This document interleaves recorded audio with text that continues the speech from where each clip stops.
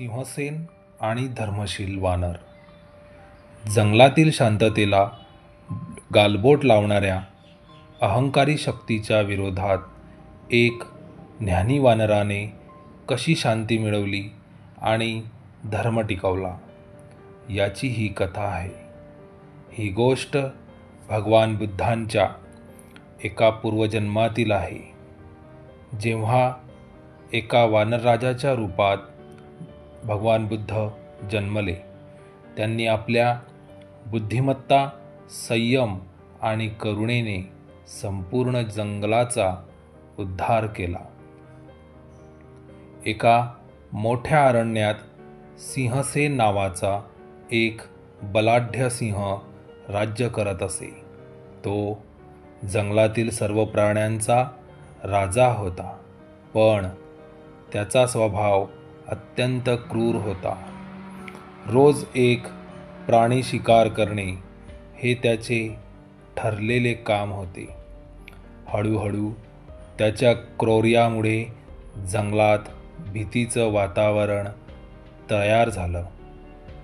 अनेक प्राणी पळून गेले, काही दडून राहिले. सिंहसेनला आपली ताकद दाखवण्याचा गर्व होता. त्याला वाटायचं की मी या अरण्याचा स्वामी आहे, माझ्या इच्छेनेच सगळं चालतं. त्या जंगलात एका उंच पर्वतावर धर्मशील नावाचा वानर राहत होता. तो वानर कुठल्याही कळपाचा नेता नव्हता, पण त्याची बुद्धिमत्ता आणि करुणामय वृत्तीमुळे सारे प्राणी त्याचा मानसन्मान ठेवत असत.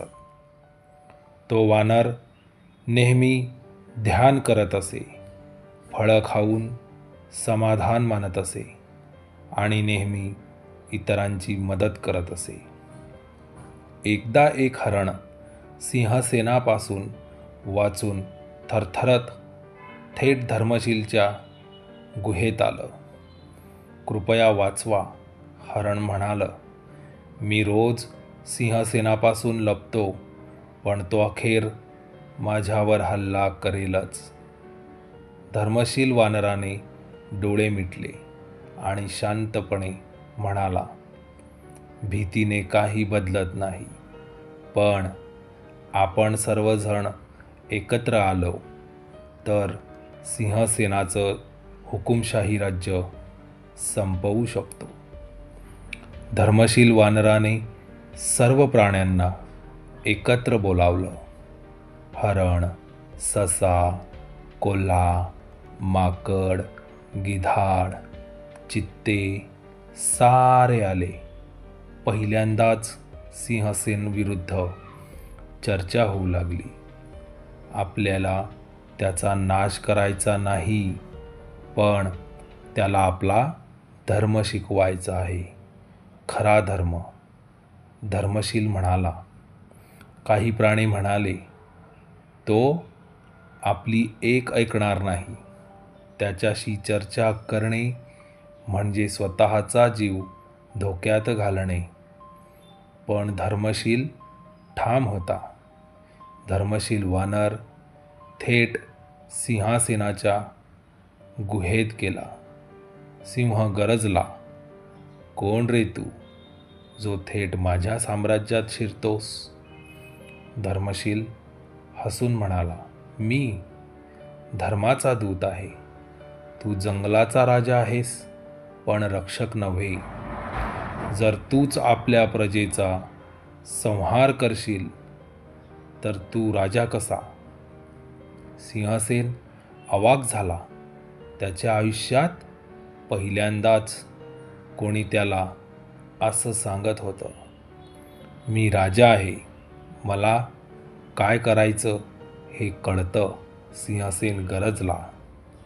खरं आहे, धर्मशील म्हणाला, पण राजा जो स्वतःचं कल्याण बघतो आणि प्रजेचा विनाश करतो, तो आपलं राज्य टिकवू शकतो का?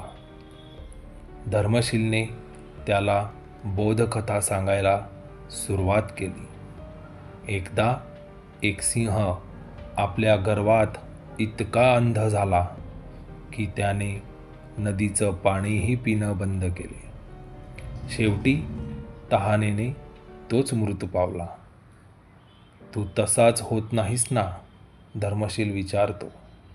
सिंहसेन काही क्षण शांत राहिला. त्याला जाणवलं की खरंच आपलं जगणं भीतीवर आधारलेलं आहे. कोणी त्याला प्रेमानं पाहिलं नाही. त्याचं राज्य म्हणजे एक भीतीचं साम्राज्य होतं. त्या रात्री सिंहसेन झोपूच शकला नाही. सकाळी त्याने सर्व प्राण्यांना बोलवलं. माझं वागणं चुकीचं होतं. आजपासून मी कोणत्याही प्राण्याला इजा करणार नाही, असे त्याने सांगितले. सारे प्राणी थक्क झाले. त्यांनी टाळ्या वाजवल्या, आनंद व्यक्त केला. धर्मशील वानराने सिंहसेनकडे पाहून हसत विचारलं, कसं वाटतंय? हलकं, सिंहसेन म्हणाला. माझ्या आयुष्यात पहिल्यांदाच कोणी मला माणूसपण शिकवलं. त्या दिवसानंतर जंगलात एक नवा नियम लागू झाला. कोणीही कोणावरही अन्याय करणार नाही. सारे प्राणी एकत्र राहू लागले. अन्न वाटून खाल्लं जाऊ लागलं. सिंहसेन वनरक्षक झाला आणि धर्मशीलचा सल्लागार. प्रत्येक संकटात धर्मशीलचं शांत, करुणामय आणि विवेकी मार्गदर्शन जंगलाला दिशा देत होतं. बुद्ध त्या क्षणी सांगतात, त्या धर्मशील वानरातच मी होतो. मी बुद्धत्वासाठी जन्म घेत राहिलो, कारण सर्वांच्या कल्याणासाठीच मला जन्म घ्यायचा होता.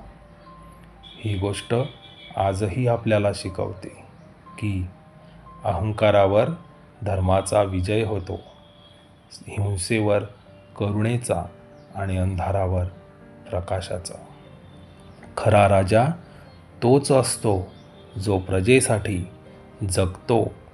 धर्म, करुणा आणि विवेक यांच्यामुळेच समाजात शांती नांदते.